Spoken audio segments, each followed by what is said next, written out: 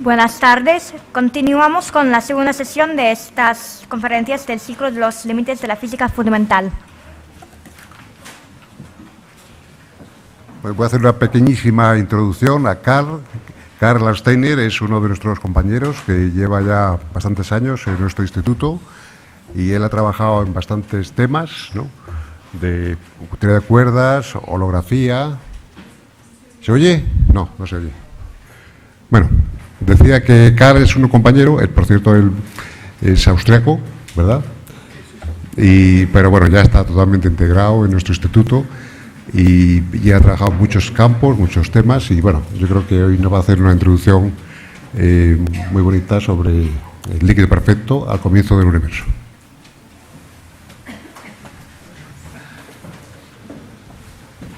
Hola, buenas tardes o noches, no sé qué ya es de noche, ¿no?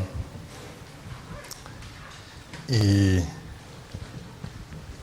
como ya se ha dicho, me llamo Karl, soy una importación de Austria. Si alguien de ustedes reconoce ese nombre, no tiene nada que ver conmigo. Es un tío que ha ganado el premio Nobel, pero en 1934 no tenemos ninguna relación, más que el nombre. ¿Okay? Bueno, el tema de mi charla encaja perfectamente con lo que hemos oído antes. Es sobre el líquido perfecto en el comienzo del universo.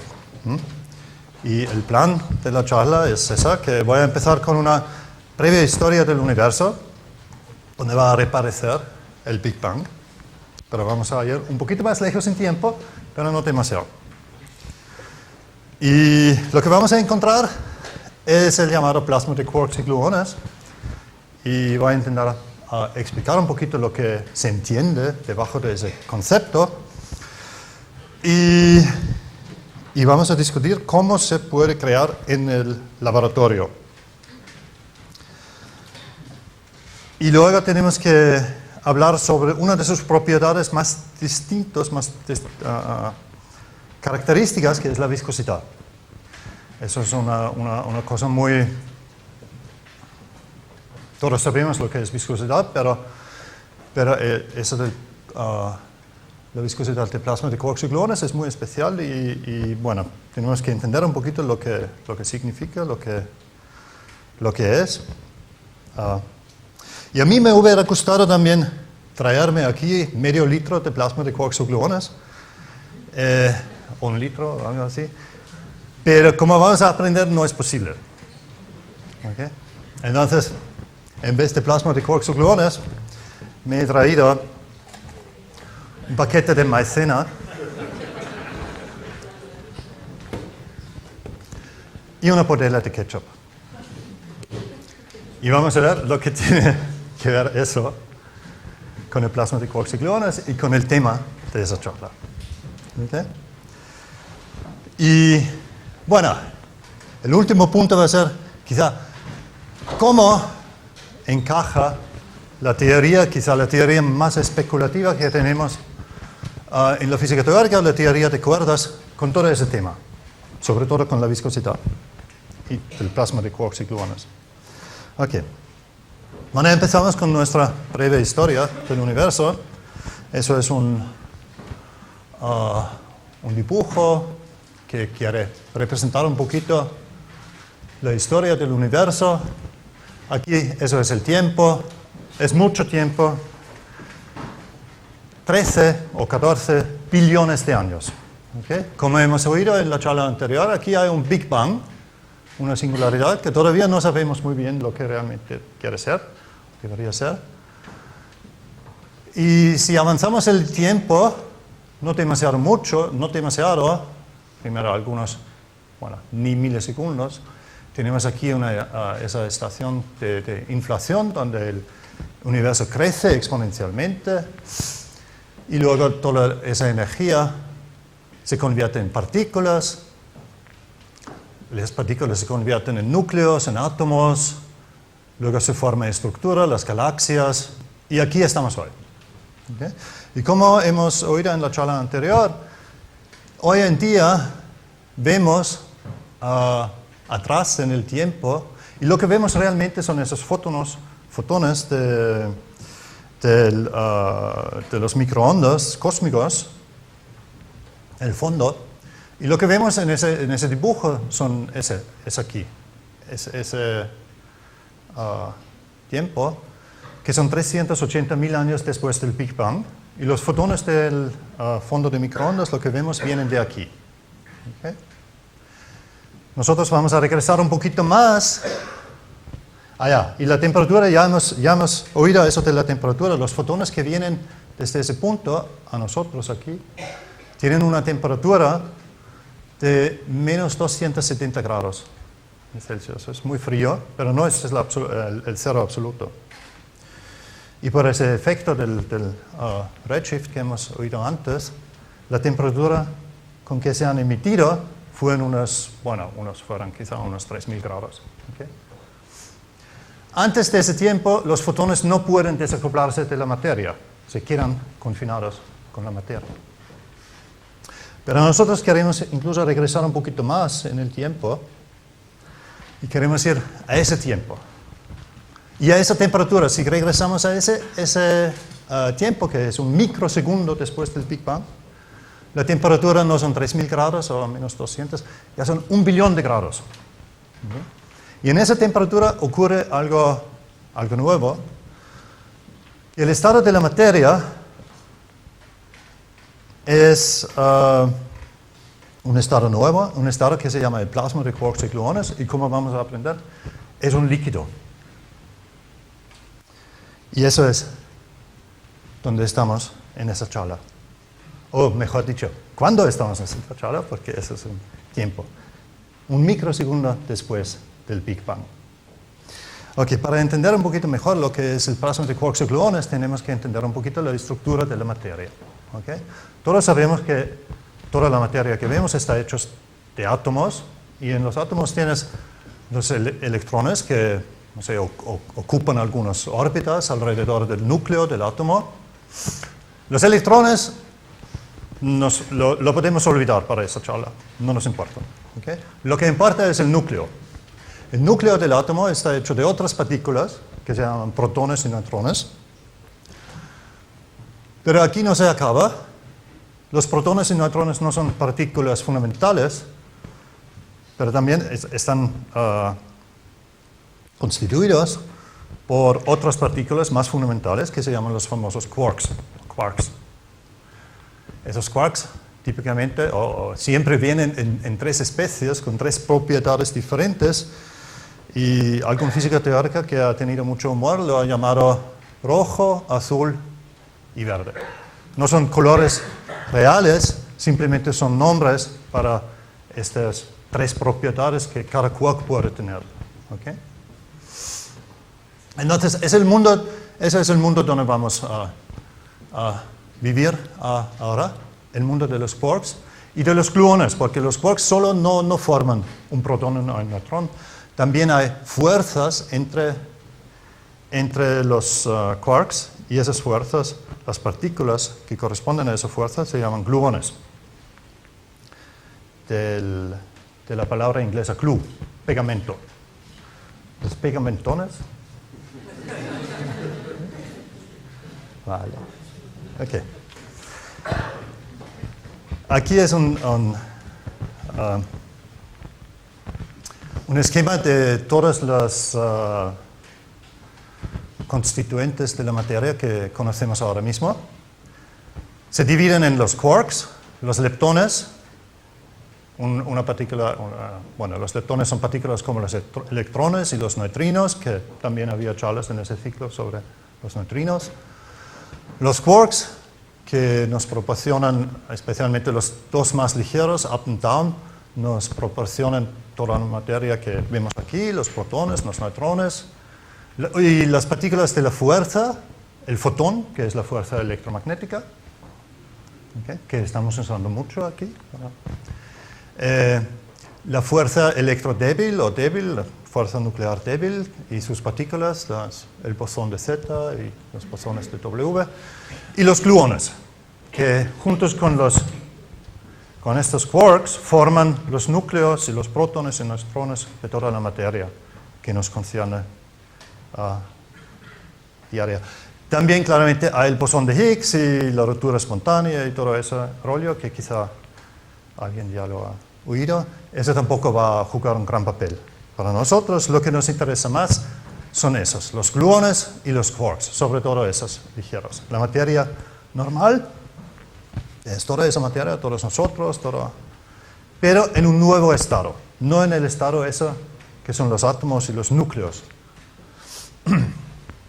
Bueno, lo que es muy especial sobre los gluones y los quarks es que tienen una propiedad que se llama confinamiento, y eso significa que los quarks con sus colores, entre comillas, rojo, verde y azul, siempre tienen que formar estados que son blancos.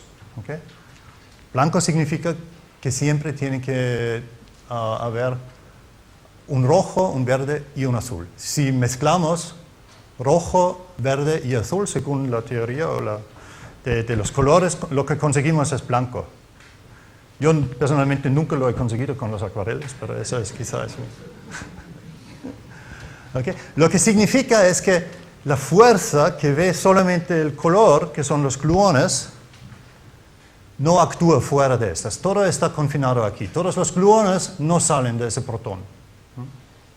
Desde fuera no lo vemos porque es blanco. Eso es la propiedad que se llama confinamiento, ¿no? Y bueno, podemos formar estados blancos con esos tres quarks, o también podemos formar estados blancos con dos quarks, con un quark y un anti-quark. Entonces, ese color aquí no se llama amarillo, se llama antiazul. ¿Okay? Recientemente también en el LHC se han descubierto nuevas partículas, estados raros como pentaquarks, tetraquarks, incluso partículas que solo contienen los gluones, glue balls, hay al menos candidatos para esto. Eso es todo el zoo de las partículas de los hadrones, los que siempre están formados por una agrupación de quarks donde los colores siempre se mezclan para conseguir ese estado blanco, sin color. Okay. El confinamiento más dinámico lo que hace es que dice que la interacción, la fuerza con que experimentan esos quarks, esa interacción es una función de la energía. Si miramos a interacciones a energías muy altas, entonces esa interacción entre los gluones y los quarks es débil. Eso más o menos es la energía. Si estamos aquí fuera, la interacción es muy débil. Pero si lo metimos a bajas energías, crece, y crece sin fin. Y debajo de esa escala de energía, el acoplamiento prácticamente es infinito, y por eso tenemos el confinamiento. Los quarks no pueden escapar de su barión, porque el acoplamiento entre los quarks y los gluones es infinitamente fuerte, prácticamente. Ok. Bueno, pero somos más prácticos, ¿no? Que nos podemos preguntar, ¿qué pasa si lo queremos separar? Un quark de su antiquark en un mesón y lo separamos a fuerza bruta, ¿no? ¿Qué pasará?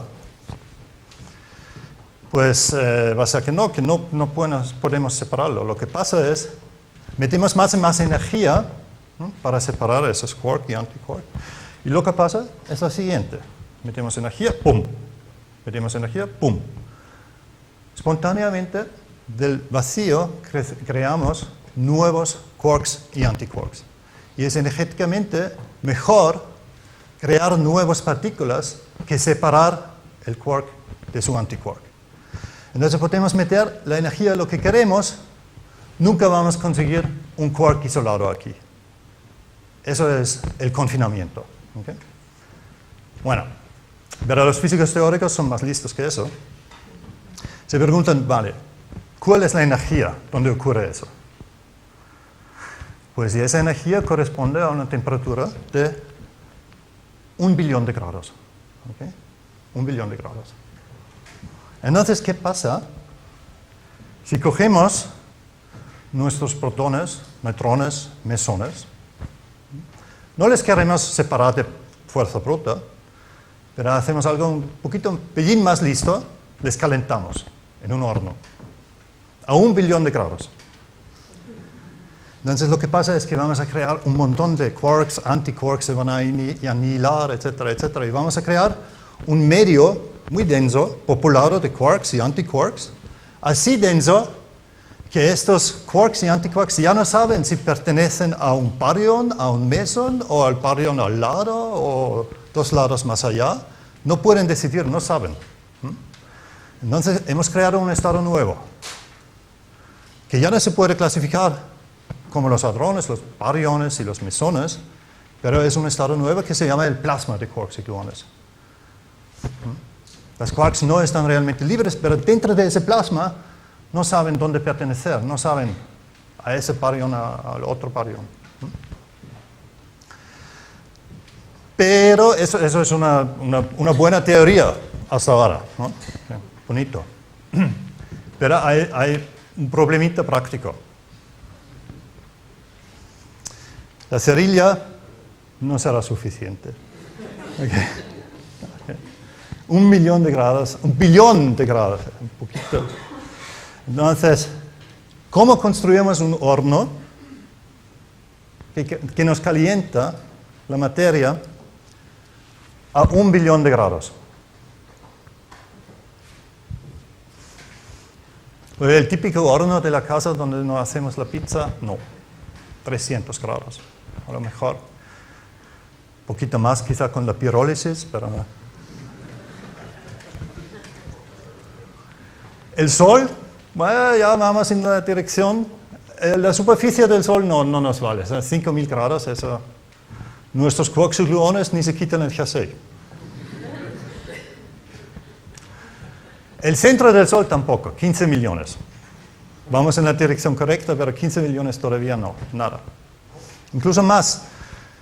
En la Tierra estamos actualmente intentando recrear la fusión en el centro del Sol, que nos da toda la energía, en un reactor de fusión que se construye actualmente en Cadarache, en Francia, el llamado ITER. Y aquí, en el Sol hay mucha presión, aquí no podemos meter tanta presión, entonces tenemos que meter incluso más temperatura, y la temperatura que tiene el plasma dentro del ITER es 150 millones de grados. Eso ya es muy alto, pero todavía nada. Para el plasma de quarks y gluones, no, nada. ¿Okay? Necesitamos un horno mejor. Y actualmente tenemos 2 de estos hornos. ¿Okay? Uno se llama el RIC, está en los Estados Unidos, en Stony Brook, y el otro, el famoso LHC. Ahora, la mayoría de la gente cree que se ha construido para descubrir el Higgs, pero también se ha construido para calentar la materia a esa temperatura, 5,5 billones de grados. Esa máquina tiene 2 modos de operación. Uno es el modo de descubrir nuevas partículas como el Higgs, y otro modo es modo horno, calentar la materia a la temperatura de 5 billones de grados. Y es ahora mismo en noviembre, fines de noviembre, ahora cuando cambian el modo. En CERN ahora mismo están empezando para preparar el LHC para su modo horno. ¿Okay? En Estados Unidos hay una máquina, un horno dedicado. Eso solo es un horno. Eso no hace nada más. El RIC, el Relativistic Heavy Collider, el colisionador de iones pesados relativistas en Stony Brook. Si alguien vuela a Nueva York una vez y tiene suerte y aterriza en JFK, en John F. Kennedy Airport, y viene desde el norte, entonces sobrevuela Long Island y si mira abajo, al lado derecho, sentarse al lado derecho. Se ve en la línea del RIC, en el norte de Long Island, y se ve muy bien, porque aquí tienen toda esa estructura. Desgraciadamente el LHC no se ve desde el aire. Está mucho más baja en la Tierra. El RIC no es tan grande, pero está dedicado solamente a calentar la materia. Tiene un poquito de energía, menos energía que el LHC. Conseguimos solamente 4 billones de grados en ese. Okay. Aquí vemos el tamaño de esa máquina, sobre todo del LHC, es un túnel con un tubo de vacío de 27 kilómetros. Aquí la gente se tiene que mover con sus mofas dentro del túnel. Y eso es el detector, donde queremos detectar el plasma de quarks y gluones. Es una máquina enorme. Ese detector se llama ALICE. Está construido precisamente, exactamente, para detectar ese estado del plasma de quarks y gluones. Creo que es el detector más pequeño, el LHCb es más pequeño, pero comparado con los otros dos detectores, CMS y ALICE, es el más pequeño. No sé si se ve, pero aquí hay una persona conectada a un par de cables aquí.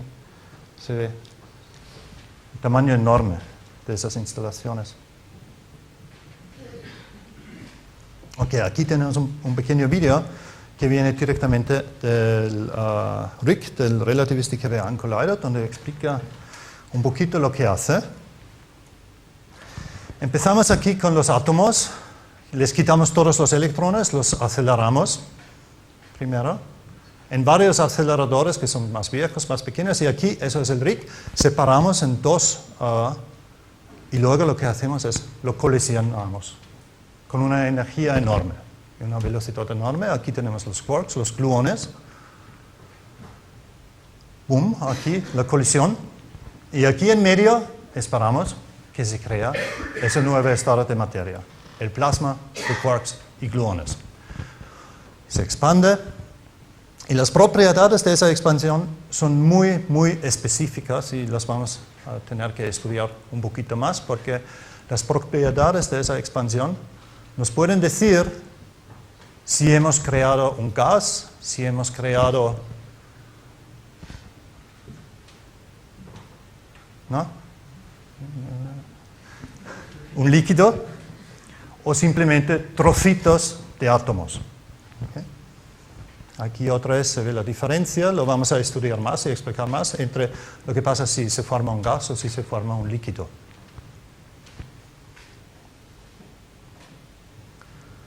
Okay. Eso es un dibujo, un esquema de una colisión, como hemos visto antes en la película. Aquí tenemos nuestros dos átomos. En Estados Unidos son más ricos, usan oro. En Europa, en el LHC, somos más pobres, usamos plomo. ¿No? Pero da igual, en realidad se usan algunos miligramos, microgramos. ¿No? Y lo que pasa aquí, esos son los núcleos, han colisionado ya, aquí en medio, eso, solamente se crea el plasma de quarks y gluones en esa región donde solapan los dos núcleos. El resto de estos dos núcleos simplemente se va. Okay. Aquí, entonces aquí se llama la bola de fuego o el plasma de quarks y gluones. Y eso es lo que nos interesa. Ahora, todavía toda esa teoría, muy bonito, pero lo tenemos que medir. Y hay un problema. Mira, eso es la imagen de la primera colisión de núcleos de plomo en el LHC. La imagen está tomada por ese experimento que hemos visto antes, ALICE. Y lo que vemos son partículas. Muchísimos, 10.000. Algo como eso, 10.000, muchísimos. Lo que no vemos es el plasma de quarks y gluones. ¿Por qué? Porque es minúsculo. Aquí en el centro, minúsculo, no lo vemos. Porque su duración de vida es pequeñísimo. Y tenemos el confinamiento. ¿Eh? Creamos el plasma, si tenemos suerte. Creamos el plasma, se expande, baja la temperatura, y si la temperatura es más baja que nuestro billón de grados, confinamiento viene y se encierre todo nuestro plasma en partículas, como los hadrones, los bariones, como antes. Y eso es lo que podemos ver, no directamente el plasma. ¿Okay? La situación es un poquito como esta. ¿Okay? Lo que tenemos son cubitos de hielo y lo único que es permitido hacer es colisionarlos con energías altas.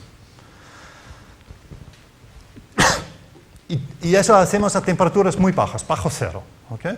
Y lo único que podemos hacer es colisionarlos. Entonces les colisionamos y el resultado va a ser, pues, más trocitos de hielo. ¿Okay? Pero lo que tenemos que averiguar es, ¿lo hemos colisionado suficiente fuerte para que entre medio hemos creado vapor? ¿Hemos creado agua, una gota de agua? ¿O la energía es simplemente tan baja que simplemente hemos creado trocitos de hielo, sin ninguna transición de fase entre medio? ¿Okay? Y eso es lo que tenemos que hacer en el RIC y en el LHC, en 4 billones de grados, con un plasma de quarks y gluones. Si tenemos suerte y se produce, vive durante un tiempo, ¿qué es eso?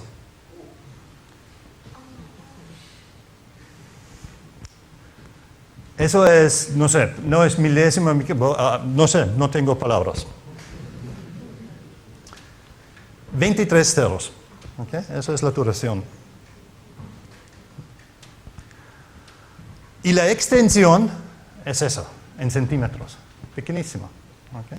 No lo podemos ver, ni por resolución temporal, ni por resolución espacial. Lo que tenemos que hacer es mirar muy bien los trocitos de hielo, los bariones, los hadrones que salen, que son el estado final, como lo llamamos, y sus trazos vemos en esa foto.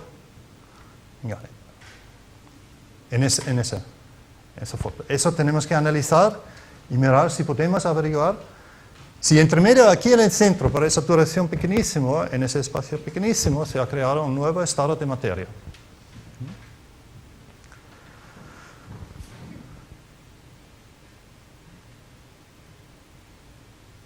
Pues no es fácil, no es fácil. ¿Okay? Pero viene una propiedad de un líquido que nos ayuda muchísimo.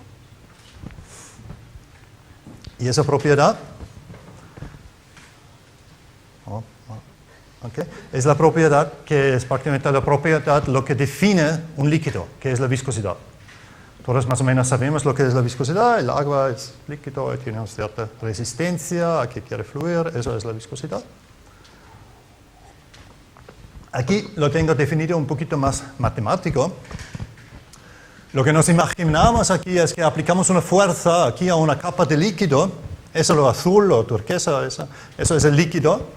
Aplicamos una fuerza, se mueve con una velocidad v, y la capa siguiente, por el rozamiento, también va a ir con una velocidad, pero un poquito menor.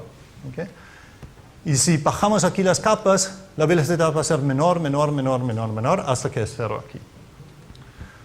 Y si el rozamiento entre las capas de líquido es mucho, es muy viscoso, entonces vamos a coger muchas capas de líquido. ¿Okay? Si la viscosidad es baja, entonces no cogemos tantas capas de líquido. Y el coeficiente entre la fuerza que aplicamos, el área donde aplicamos la fuerza, la velocidad que conseguimos aquí y la altura donde la velocidad es cero, ese coeficiente, eso es la viscosidad. ¿Okay? Eso es la viscosidad. Bueno, entonces hablamos un poquito de la viscosidad ahora. Es una cantidad muy graciosa. Aquí vamos a ver un experimento. Es muy recomendable, si le interesa. Son unos vídeos que están hechos por un señor que se llama Alfred Leitner, un profesor de Estados Unidos en los años 60, y donde hace experimentos y están ahora en Google, en Internet, se puede ver. Aquí hace un experimento sobre viscosidad. Desgraciadamente no he encontrado nada en color. Desde los años 60 nadie ha hecho estas, no tan bonito como ese tío, pero años 60 es blanco y negro, lo siento aquí.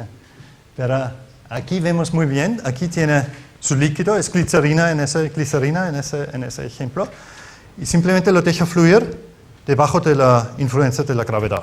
¿Okay? So, la fuerza es la gravedad y vemos cómo se forma ese triángulo. ¿Ah?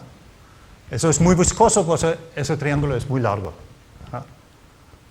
Aquí la velocidad aquí es cero porque aquí es simplemente el tubo que no tiene velocidad y aquí dentro tenemos la fuerza de gravedad que lo trae hacia abajo y aquí se forma el triángulo. Eso nos da luego. Así podríamos medir la viscosidad de ese fluido, glicerina.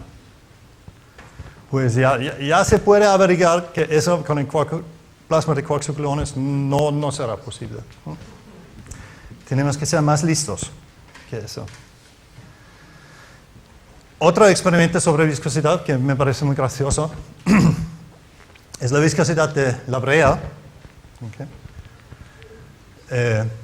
O alquitrán, creo que no es exactamente lo mismo, no suelen. Pero aquí la gente en Trinity College, en Irlanda, en Dublín, empezaron un experimento en 1944 para medir la viscosidad de brea. Y el experimento es lo siguiente: cogían un embudo y metían brea. Y luego esperaron muchos años. Y sí, es verdad, la brea fluye, pero su viscosidad es enorme, entonces fluye muy lentamente, muy lento. Pero cae una gota de vez en cuando. ¿No? Aproximadamente cada 11, 12 años. Creo que hasta ahora han caído 6 gotas. 6 gotas. El experimento es muy famoso, ha ganado el premio Nobel, pero no el de verdad. El famoso premio Nobel IG. No sé si habéis oído. Okay. Pero aquí se ve que realmente tiene, también los premios Nobel IG tienen realmente ciencia, es algo científico. Aquí realmente es muy difícil medir la viscosidad de la brea porque prácticamente no fluye en escalas de tiempo que estamos acostumbrados a manejar. El experimento es toda la vida de una persona. Tienes que medir gotas y gotas, y algunas caen un poquito más, menos. Y ese vídeo, precisamente ese vídeo, es el único vídeo que tiene la humanidad que demuestra la viscosidad de la brea y donde cae una gota.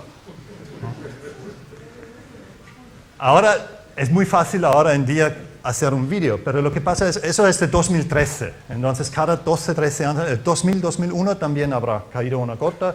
Ya había webcams baratos, hubiera sido posible hacerlo, el vídeo, pero como pasa, caí la gota y se les rompió la webcam.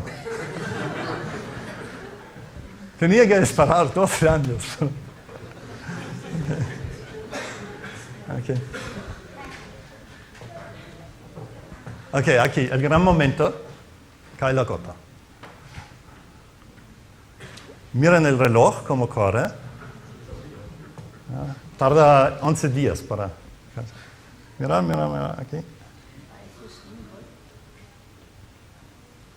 Aquí, eso es. Realmente fluye como agua, pelín más lento. 230 billones de veces la viscosidad del agua. ¿Okay? No lo sabemos muy bien porque solo había 6 gotas, ¿no? Para medirlo mejor necesitamos más estadística en 200-300 años. Pero hay cosas incluso más graciosas de la viscosidad. Como he dicho, me hubiera gustado traerme aquí medio litro de plasma de quarks o gluones, pero bueno, no hay botella para 1.000.000 de grados. Para sustituirlo he traído maicena y ketchup. ¿Qué tiene que ver con eso, con la viscosidad? Pues los fluidos normales se llaman fluidos no newtonianos, porque esa teoría, esa fórmula que he enseñado antes, lo ha encontrado ya Newton, Isaac Newton, en su tiempo, y eso asume que la fuerza que aplicamos no tiene ninguna influencia en la viscosidad, que la viscosidad es la misma, independiente si aplicamos mucha fuerza o si aplicamos poca fuerza. Pero hay también fluidos donde no es así, donde la viscosidad cambia mucho con la fuerza que aplicamos. ¿Okay? Y todos conocemos un fluido típico de esa manera, que es el ketchup. Lo que pasa es que su viscosidad baja con la fuerza que aplicamos. ¿Okay? Y ahora sabemos por qué siempre nos manchamos la camisa con él. Porque no sale, empujamos más y más y más y... ¿Por qué? Porque es un fluido no newtoniano. ¿Okay? Es tan fácil como eso. Otro fluido muy gracioso con la viscosidad es una mezcla de maicena, 2 partes de maicena, 1 parte de agua. Ahí tenemos el efecto al revés. La viscosidad crece muchísimo si aplicamos más fuerza, muchísimo. Aquí lo he hecho antes, no sé si se ve un poquito. Vamos a ver si se ve. Puedo meter mi dedo fácilmente. Si lo hago muy lento, no tengo ningún problema en irme hasta el fondo. Okay. Ahora lo saco. Pero si quiero hacerlo rápido, no funciona. Es duro. Okay. Eso es muy gracioso. Se pueden hacer muchísimas cosas muy graciosas. Son precisamente algunos españoles que se han hecho famosos con eso. Esos tíos. ¿Lo conocéis quizá? En la televisión tienen más dinero que yo. Eso me ha costado 2 horas, 3 horas, pero estos tienen aquí una piscina llena con esa mezcla. ¿Okay? Puedes hacer una cosa muy graciosa, puedes andar sobre agua. No precisamente agua, pero esa mezcla. Mira, ahora, aquí, vamos a ver cómo lo hacen.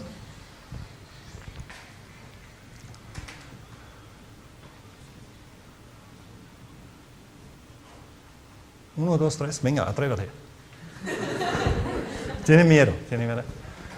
No ha escuchado mi charla antes, entonces no puedo. Aquí. Se ve muy bonito. Él anda muy rápido, corre. Tiene mucha presión, mucha fuerza. Pero cuando el pie se va, la fuerza se va y se ven las ondas. Es un líquido. Pero si lo pises fuerte, no. Es muy duro. ¿Okay? Aquí más. Muy bonito cómo se ven las ondas, ¿no? Ok. Vale. Luego, ese vídeo también está en Google, se puede ver. Luego se hundan, se quedan en medio y ¡pum! Luego, si a alguien le interesa, puede hacer sus propios experimentos aquí. Vale. Pero nosotros queremos volver aquí al plasma de quarks y gluones. Las buenas noticias son que no es un fluido no newtoniano. ¿Okay? No tiene esas propiedades como el ketchup o la maicena. Es más la fuerza, al menos lo que sabemos hasta ahora, la viscosidad no depende de la velocidad, de la fuerza del plasma que aplicamos. En ese sentido, es un fluido incluso más cotidiano, ¿cómo se dice? Cotidiano que eso, ¿no? O el ketchup. Pero de todas formas, es muy especial. Todavía no hemos entendido bien cómo podemos medir la viscosidad. Cuando no podemos meter el dedo o meterlo en un tubo y mirar cómo fluye o cortar gotas, eso no es posible. Entonces, ¿qué hacemos? Pues la viscosidad hace lo siguiente. Si eso otra vez es un esquema de una colisión de los núcleos. ¿Okay? Aquí tenemos núcleo 1, núcleo 2, y el plasma se crea aquí donde solapan, donde realmente hay la colisión. ¿Okay? Pero como se ve, ese plasma en su estado inicial no es esférico, no es simétrico. Es más como una lente, un elipsoide, algo así. Entonces, lo que pasa, dentro de aquí hemos creado un estado de alta temperatura y alta presión. Pero fuera, estos tíos se van, ¿no? En el tubo donde se ha creado, en medio nos queda eso. Y aquí fuera no tenemos presión, tenemos el vácuo. Entonces, ¿qué va a pasar con ese plasma? Va a explotar muy rápido. Pero la diferencia entre la presión aquí y aquí y aquí y aquí es mucho más corto que en esa dirección. Y eso hace que la diferencia de punto a punto en la presión en ese estado, en ese plasma, es mucho más fuerte en esa dirección que en esa dirección. Y eso significa para un líquido que se va a expandir muchísimo más en esa dirección que en la otra dirección. ¿Okay? Y eso se llama elliptic flow, flujo elíptico. Y entonces eso significa que luego, cuando el plasma desaparece y se convierte otra vez en los bariones y los hadrones, en esa dirección tenemos mucho más energía que en esa dirección. Y eso nos dice, si eso realmente es un líquido y se comporta como debería ser un líquido, expandirse más en esa dirección que en esa dirección, deberíamos observar más partículas y más energía en esas direcciones que en esas direcciones. Y debería ser así que si ese estado inicial del plasma de quarks-gluones es más redondo, entonces menos diferencia en la presión tenemos. Entonces menos asimetría vamos a ver entre las partículas que salen por ahí y por ahí. Y si es más aplastado, si solapan menos y tenemos una configuración mucho más aplastada o elipsoide, excéntrico, no excéntrico, sí, vamos a tener más asimetría en la emisión de partículas, en lo que medimos. ¿Okay? Y bueno, vamos a ver lo que se mide de verdad. ¿Okay? Es eso. ¿Okay? Esos son datos reales, datos que realmente se han medido en la colaboración Atlas, otro experimento en el LHC, donde miran el ángulo, ese ángulo. Cogen simplemente un ángulo y miran cuántas partículas salen ahí, por ahí. Y lo que ven eso es la centralidad, lo que se llama, es una medida de la forma, cuánto ha sido eso un elipsoide y cuánto ha sido redondo, ¿no? En 10 pacientes son los más redondos, ¿okay? Las colisiones más centrales son menos excéntricos. Y aquí vemos un poquito una variación, pero no demasiado. Pero como hemos dicho, la teoría de los fluidos nos dice que si la excentricidad aquí crece, también debería crecer esa asimetría en las direcciones de la emisión de las partículas. Y eso realmente son las partículas que se miden en el experimento. Y se ve muy bien. Aquí, eso es ángulo cero respecto a esa dirección. Aquí tienes más partículas, más. Y la asimetría entre esa dirección y esa dirección crece brutal, mucho, con la excentricidad de ese estado inicial. ¿No? Ok. Victoria. Eso nos dice que realmente ese estado se comporta como un fluido. Y ahora todavía nos queda calcular o medir cuánto es su viscosidad. Y esa amplitud aquí, cuánto es esa diferencia, ¿no? Eso es un parámetro que nos da el orden de la magnitud de la viscosidad. Porque, ¿qué pasa? Si estas partículas aquí quieren salir con una velocidad muy alta y hay mucha viscosidad, entonces hay rozamiento entre las capas de líquido aquí y los que están un poquito arriba y un poquito abajo, y que van a frenar esa primera capa, la más excéntrica, que quiere ir muy rápido. ¿Okay? Pero eso significa que esa señal que queremos ver, la asimetría, sería más pequeña o desaparezca completamente si el rozamiento será muy grande. Lo que vemos en el experimento es que una asimetría espectacular, que creo que nadie hubiera pensado que se va a ver tanta asimetría como en estos experimentos. Y luego si tenemos ordenadores grandes y podemos meter las ecuaciones de la hidrodinámica y podemos podemos calcular cómo se expande ese plasma de quarks y gluones, tenemos que meter un parámetro. Ese parámetro es la viscosidad. Y luego tenemos que hacer muchas de esas simulaciones, variar para cada simulación otro parámetro, otra viscosidad, y medir cuánto asimetría nos sale. Y luego comparamos con estas curvas, y así podemos averiguar cuál es el valor de la viscosidad que nos da estas curvas que medimos. ¿Okay? Y eso se ha hecho y todavía se está haciendo. Y lo que nos sale son esos números. Eta 0.12. Aquí lo he dividido por la densidad de la entropía. ¿Okay? Eso es una medida un poquito mejor, un poquito más científica. Prácticamente en el mundo cotidiano lo que nos interesa, ya sabemos, si aplicamos una fuerza y algo pesa mucho, necesitamos mucha fuerza. Pues eso no nos interesa. Lo que nos interesa es solo el rozamiento. Y eso es un factor que solo extrae el rozamiento y no la densidad del medio, del fluido. Entonces, por eso siempre en la física hablamos de esa viscosidad específica que simplemente es realmente solo el rozamiento. Y es 0.12, el mejor valor que tenemos ahora para el RIC es 0.2 en el LHC.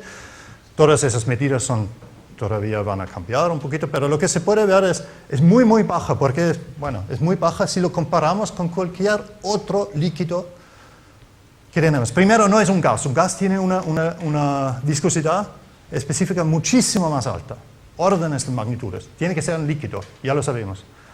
¿Se puede comparar con agua? No, al revés. El agua no se puede comparar con el plasma de quarks y gluones. Aquí tenemos la curva, eso es agua, los puntitos aquí, y eso es su viscosidad específica. ¿Okay? En estas unidades conseguimos un número como 30. Es una función de la temperatura, y es en el punto donde tienes menos viscosidad, que no es esto, tiene una viscosidad como esta. ¿Okay? Luego tenemos otros líquidos muy buenos, nitrógeno, helio. Incluso en su estado superfluido queda un componente de rozamiento de la viscosidad, que es esta, que no desaparezca. Es muchísimo más alta. Esa línea roja, eso es el plasma de quarks y gluones. Aquí abajo. ¿Okay? Aquí es la temperatura, entonces en realidad el punto del plasma de quarks y gluones es, no sé, aquí, no sé, esa dirección donde está el cocón, no sé.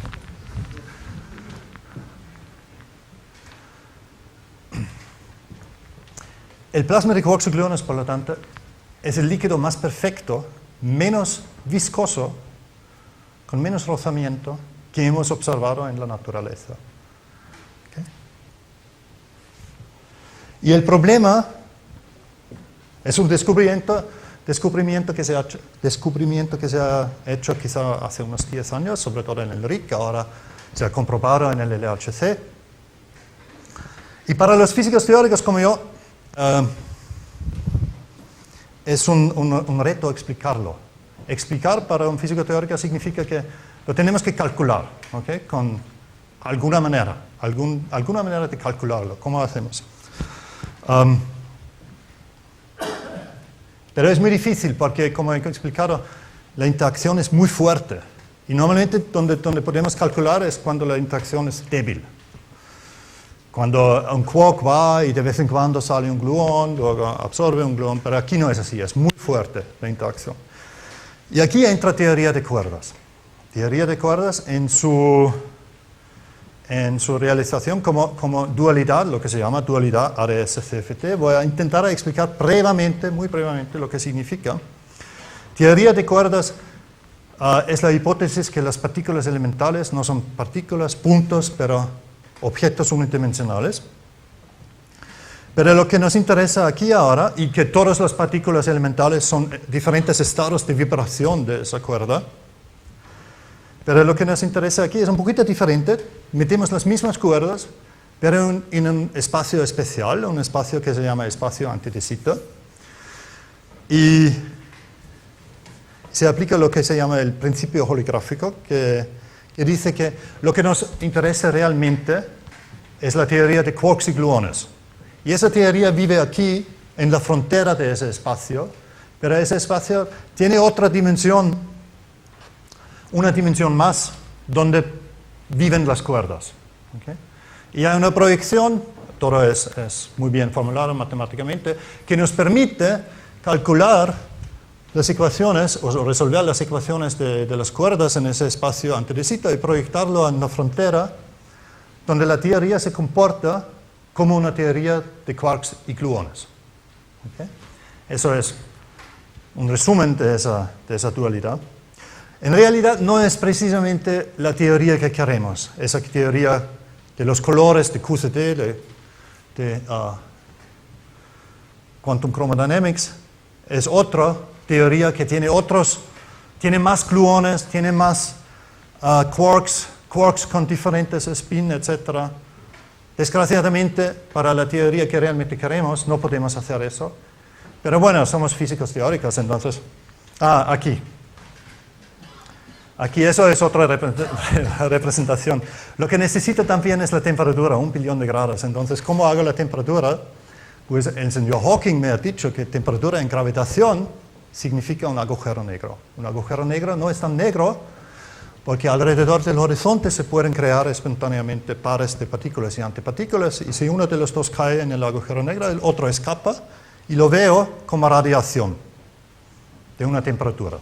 ¿Okay? Entonces, para meter temperatura en mi espacio antidesito, necesito un agujero negro.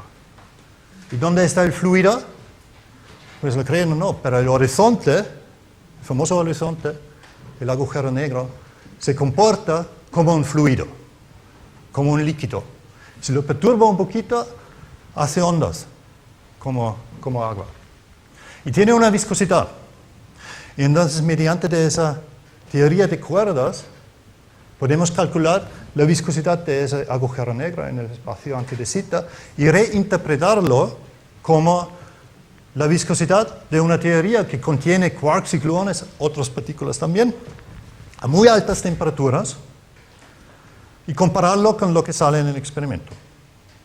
La situación, aquí se ven las ondas, la situación es un poquito así.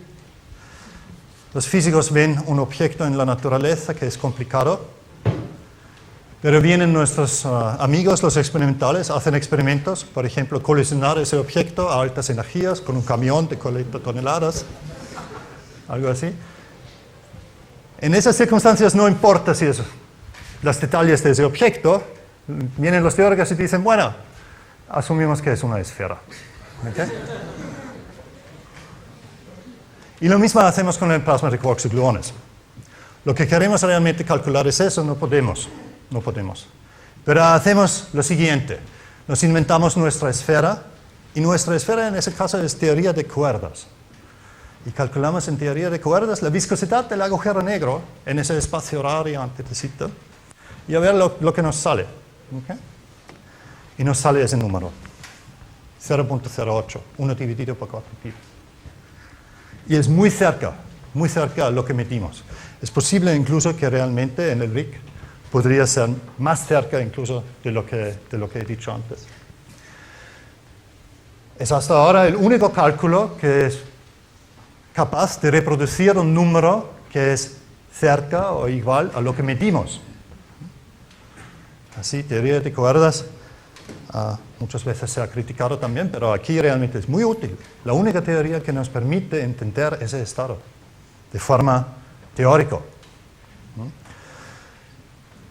Y es más, no solamente ese espacio antidesito, muchos otros espacios, muchos otros agujeros negros, podemos variar un poquito la teoría de gravedad, siempre medir, calcular la viscosidad, y siempre sale el mismo número. ¿Okay? Siempre sale el mismo número, 1 dividido por 4pi. Y ha surgido esa hipótesis, que ese número podría ser un límite cuántico a la viscosidad. Que la viscosidad no puede ser más bajo que ese número, por razones cuánticos. ¿Okay? Eso todavía es algo que es una hipótesis que no lo entendemos muy bien. Podemos hacer muchos cálculos y muchas teorías diferentes. Casi siempre nos sale este número. Algo tiene que ver.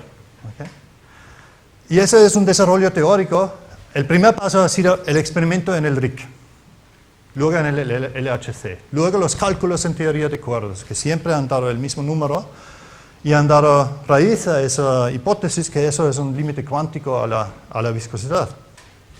Y entonces, otros físicos en otros campos dicen, bueno, nosotros también tenemos líquidos en el régimen cuántico, en el régimen de acoplamiento fuerte, también medimos la viscosidad. Y aquí hay dos ejemplos, son los únicos dos ejemplos que existen hoy en día. Una es, son átomos ultrafríos, donde se enfrían un número de átomos, creo que estos son litio, a temperaturas muy bajas. Ahora tenemos temperaturas bajísimas. Ese aquí es el lugar más frío del universo. En un laboratorio, creo que este precisamente está en Estados Unidos, pero hay muchos de ese tipo de laboratorios donde se enfrían átomos. Aquí no queremos calentar, aquí queremos bajar la temperatura a estas temperaturas bajísimas, donde forman también un nuevo estado con interacciones fuertes, muy cuánticos, y medimos la viscosidad. Y aquí hacen precisamente lo mismo, lo dejan en un estado inicial que es aplastado, y luego simplemente lo dejan expandir. Y hace precisamente lo que creemos que hace el plasma de quarks y gluones. Aquí está aplastado, en el estado final se ha expandido en la dirección donde está aplastado, mucho más que en la otra dirección. ¿Okay? Y se puede medir también la viscosidad. Bueno, hoy en día es todavía difícil. Okay, y nos sale ese número, 0.1, entre 0.1 y 0.5. Otra vez una indicación que quizá no puede bajar de ese número que tenemos. Y recientemente, en los últimos años, especialmente este año, la gente también se lo ha pensado en el famoso grafeno, que estoy seguro que todos ustedes han oído hablar del grafeno, el material del futuro. Y aquí los electrones, porque es el material del futuro, por una parte porque es el metal del futuro, es que los electrones son extremadamente cuánticos en ese material.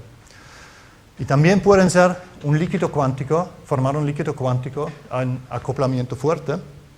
Y la gente ahora misma, como el propio descubridor del grafeno, André Geim, está pensando en medir también la viscosidad de los electrones en el grafeno. Y bueno, hay ciertos resultados preliminares que no son muy fuertes, eso puede cambiar mucho, pero apuntan también que el número que saldrá será algo muy, muy bajo.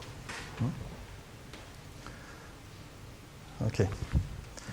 Vale, con eso quiero resumir que lo que hemos visto es el plasma de quarks y gluones, es el estado de la materia después de un microsegundo, después del Big Bang. Hasta ahora nunca hemos encontrado un líquido tan perfecto. Incluso los otros líquidos que hemos visto, que también son líquidos cuánticos, no llegan a tan baja viscosidad. Parecido, pero no tan baja. No lo entendemos muy bien si nos quedamos con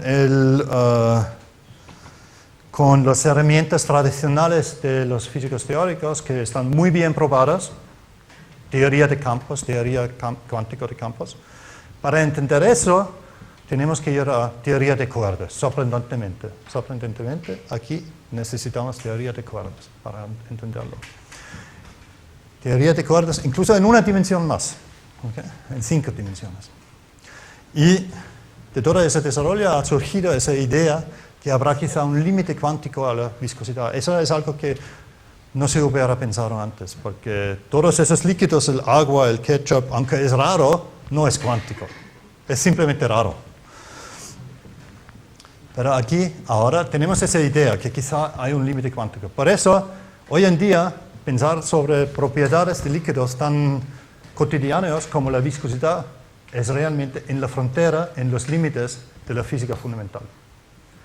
Gracias, eso es todo.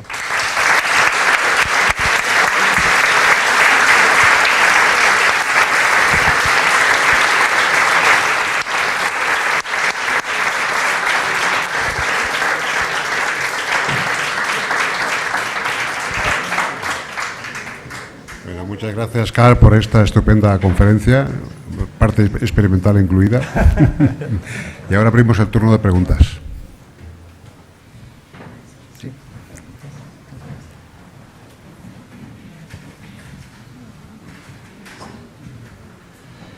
Bien, entonces, todo esto es consecuencia de la dualidad en teoría de cuántica de campos y la teoría de cuerdas. Sí.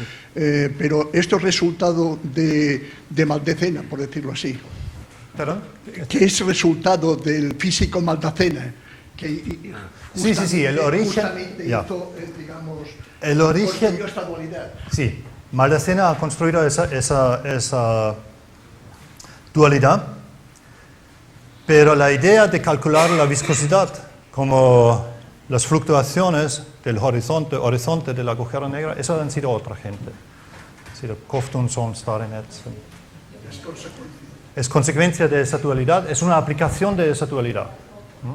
Es una aplicación realmente, creo que casi una de las pocas donde realmente si alguien viene, cuerdas no tiene nada que ver con el mundo real, no. Aquí es lo único que podemos hacer hasta ahora. Da una indicación sobre el límite más bajo de la viscosidad, ¿no? Sí. La pregunta que yo le hago es si en este momento la teoría de cuerdas también da o prevé un límite máximo para la densidad. Para la densidad. Densidad de energía. Para la densidad.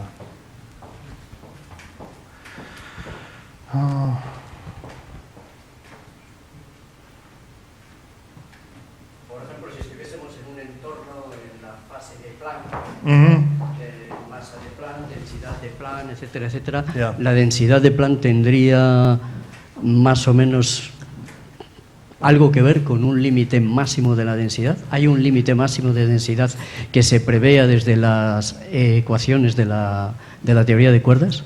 Bueno, lo que veo ahora mismo diría que no.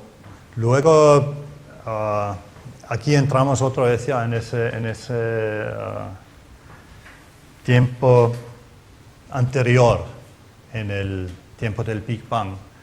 Y la verdad es que aquí, en eso las teorías funcionan muy bien y nos dan predicciones muy razonables, pero creo que en esos primeros momentos realmente del Big Bang, donde las densidades son muy altas a la escala Planck y eso, todavía no creo que tenemos la teoría desarrollada suficientemente para realmente hacer predicciones.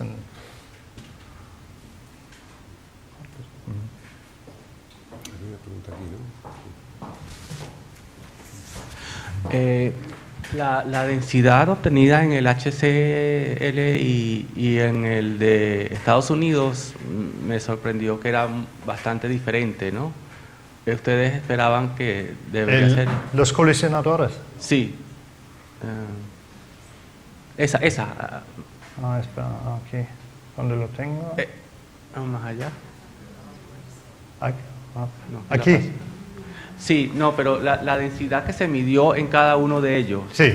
Que era como diferente. Uno daba... No, la densidad, la energía es muy diferente en los dos, pero lo que pasa es que la temperatura, la densidad crece con la cuarta potencia de la temperatura. Entonces, si tienes una densidad y una densidad de energía muchísimo más alta, lo puedes conseguir con un incremento de temperatura pequeño. Por eso no tenemos, aunque tenemos, no sé, 4 veces o 5 veces la energía, no tenemos 5 veces la temperatura.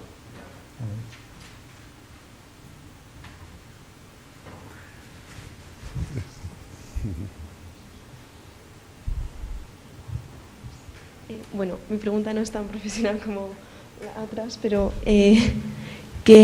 físicamente, ¿qué es la quinta dimensión? Físicamente, ¿qué es la Sí. quinta dimensión? Esa es una buena pregunta. En esos ejemplos, la quinta dimensión se puede entender un poquito de ese diagrama. No es una dimensión espacial, tiene otra interpretación. Es una dimensión que nos dice a qué energía estamos mirando nuestro objeto. el fluido, el plasma de quarks y gluones. La quinta dimensión es en esa dualidad entre campos cuánticos y teorías de cuerdas, tiene esa interpretación, que es una escala de energía, la escala con que hacemos nuestras mediciones. Entonces no hay que interpretarlo como una dimensión espacial, ¿okay? Aunque la dimensión espacial simplemente es la nuestra, 3 más 1, 3 de espacio, 1 de tiempo, y esa dimensión extra juega el papel, el rol de la energía. ¿Una pregunta más? Aquí.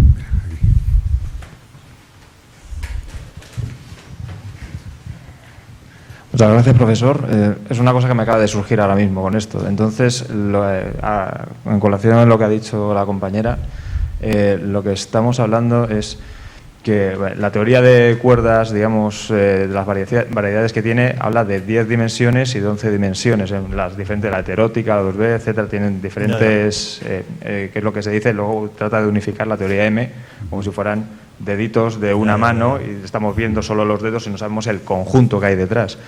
Pero si aplicamos aquí el principio holográfico, lo que quiero entender es que esto, digamos, sería una especie de predicción bajo ese principio de equivalencia de lo que sería en un espacio de 5 dimensiones, por ejemplo, la equivalencia entre la radiación, cómo se proyectaría en el espacio nuestro, que vamos a presuntuosamente llamar real, del agujero negro, lo que vemos nosotros como un agujero negro astrofísicamente, pues en un espacio de 5 dimensiones se comportaría como la radiación, ¿no? O al revés, a lo mejor me estoy confundiendo ahora mismo, que sería la equivalencia, que en un espacio un fenómeno sería la radiación y su equivalente, una teoría equivalente, sería como hacer buscar por ejemplo, haciendo una integral, pues una función equivalente que es intercambiable, se cambia el marco y sería la misma, ¿no? Entonces, la idea es, si la teoría que estamos buscando para hablar de una consistencia global de la teoría, las predicciones las tiene que hacer en las dimensiones o el marco dimensional que tenga al final, si son 10 para funcionar como conjunto u 11, la teoría M, esto sería, digamos, solo un atajo para un caso particular, el hablar de las 5 dimensiones como una reducción, una simplificación que nos vale para explicar esto y que tendría que tener una explicación consistente, si lo he entendido bien, luego en la teoría final de las 11 o las 10 dimensiones. ¿Sería ese el caso? Sí. Bueno, 2 cosas.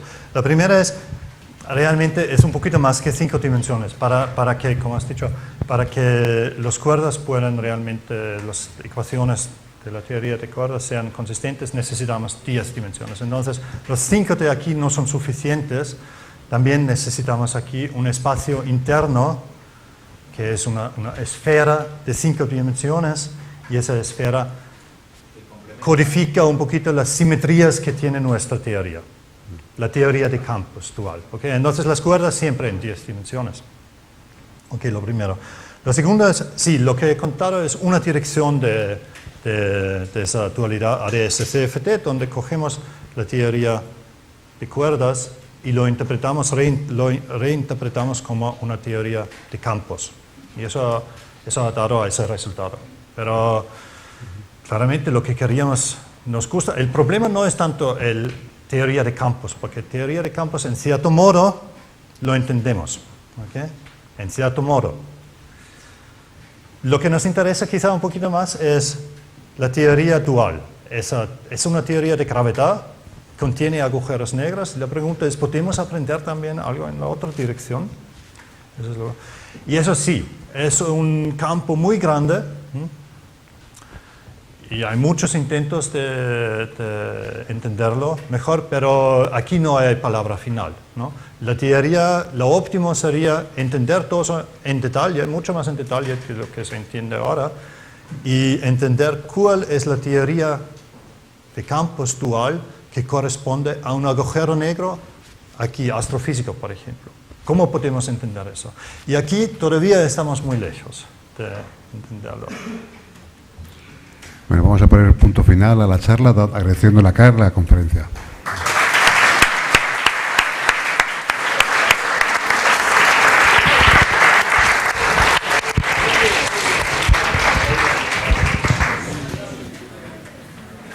Sí,